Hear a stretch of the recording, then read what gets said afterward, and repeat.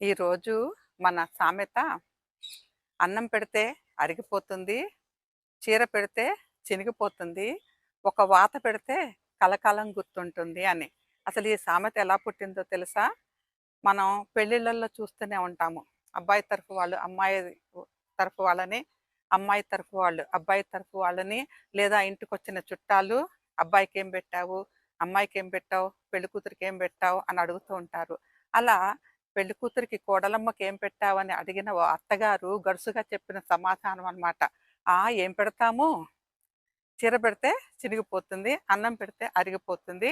So, ఒక వాత పెడితే కలకాలం గుర్తుంటుంది అని నవ్వుతూ, నవ్వుతూ చెప్పినటువంటి ఒక సమాధానం అన్నమాట. మనం పెళ్ళిళ్ళలో చూస్తూనే ఉంటాం.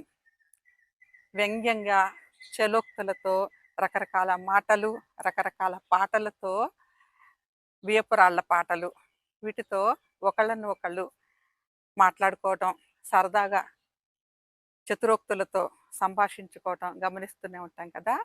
అలాంటి సందర్భంలో వాడేటటువంటి సామెతనమాట. నిజంగా వాత పెడతారని కాదు, నిజంగా అన్నం పెట్టరు, చీర పెట్టరు అని కాదు.